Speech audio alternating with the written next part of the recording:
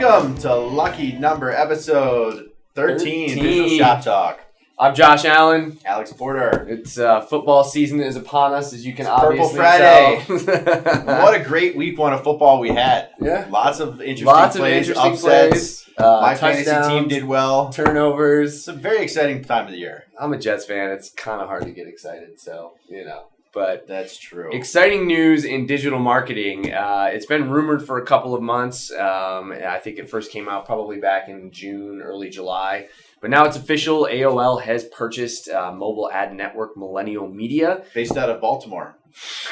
Very important fact. We've actually partnered with Millennial on a bunch of things in the past. They actually, I think you said, took some of our folks skydiving once. I didn't get to go on that, but I'm not sure I would have actually jumped out of the plane.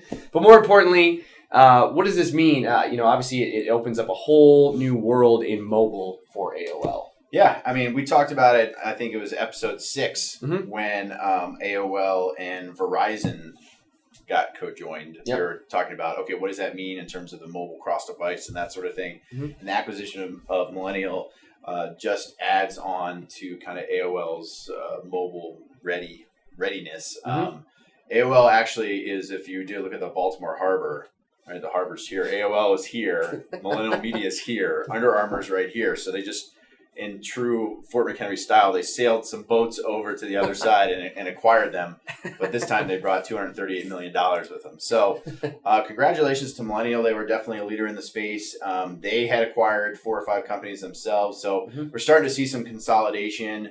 And I think in the display space, that's a good thing for us as advertisers because it makes it breaks down some of the confusion about who's where and what. And this obviously combined with Verizon, combined with AOL's exposure across desktop is a good avenue for future mobile and cross-device display efforts. So. Yeah, I think the acquisition essentially, it says, opens AOL up to now roughly 1 billion mobile users in terms of ad space within something like 60,000 apps. Right. So big moves by AOL. It'll be interesting to see how they leverage it. Particularly on the display side. So we'll keep an eye on that. Big win for Baltimore, really overall. Well, let's just stick with the Baltimore team. What's your favorite Wire character?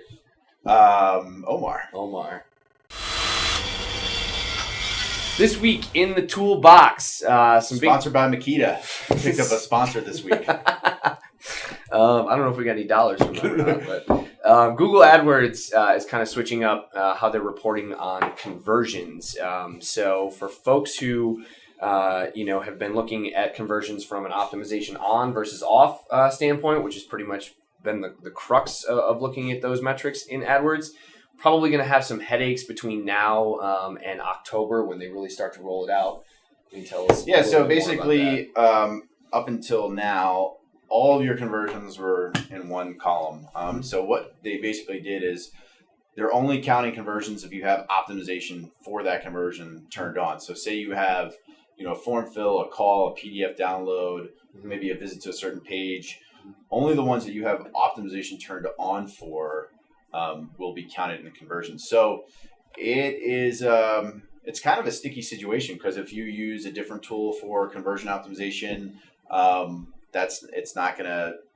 you're going to be limited in some of the data that you're able to pull. We're not exactly sure how, right? And we're not really sure right now how it's affecting the API pool. So if you use it for API, it might be a little bit wonky, but you need to go in and change your report settings in terms of your automated rules. You have to change your custom columns. You have to change a whole lot of information. Cross-devices now looking differently. A little weird. Yeah. So Google AdWords, a small change that they sometimes seem as beneficial can have a lot of ripple effects. And so... particularly on those conversion off pieces. Yes. So go in and check your settings. If conversions all of a sudden fall off a cliff, that's why. You're going to need to update a lot of information to get that data clean. So thanks, Google. I'm sure it'll be helpful in the long run. Upvote time. Upvote time. In the news, GE. What do you think of GE? What's the first thing that you think of? Light bulbs. Okay, what's their tagline? Oh, I couldn't even tell We you. bring good things to life. Huh, interesting. I just remember the old commercials literally with the light bulb. Right. So I think... My cousin actually works in the GE jet engine department in nice. France and travels between France and China. He's worked there for a really long time. So, Nice. but when you think about GE, you think kind of old school. You think Alec Baldwin's character, right? In Glengarry Glen Ross. no. No, the one with no, Tina no. Fey. Oh, Where they're owned by GE because GE owns NBC, and there's a lot of jokes around that, right? Oh, 30 Rock, maybe? Yeah, I 30 guess? Rock, Yeah, yeah. you're right. But GE wants going old school. people to change their impression of them, and they want to think of GE as digital industrialists, which is actually pretty cool. Yeah, versus, I mean, I say light bulbs, but I think they've really, the reason we're giving them the vote is because their perception, I think, to I guess the layman, if you will, is very much in that industrial Young developers, manufacturing, and now they're moving toward this young developers. So the upvote, you should check out the recent spots that were debuted during the Late Show with Stephen Colbert. Bonus upvote that Colbert is back in our lives. But essentially, the crux of the spot is GE making fun of themselves with these pretty cool commercials. New kid Owen gets a job as a developer at GE, and all of his family and friends think he's basically going to work on trains and planes in a very industrial manufacturing fashion.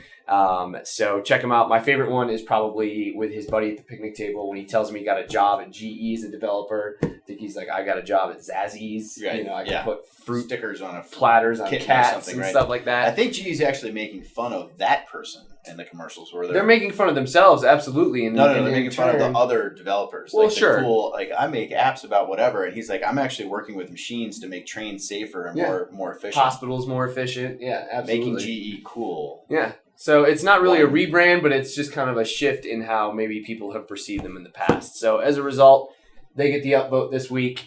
That's all for us. I guess we'll see you next time. Digital Shoptalk, hashtag at Location3.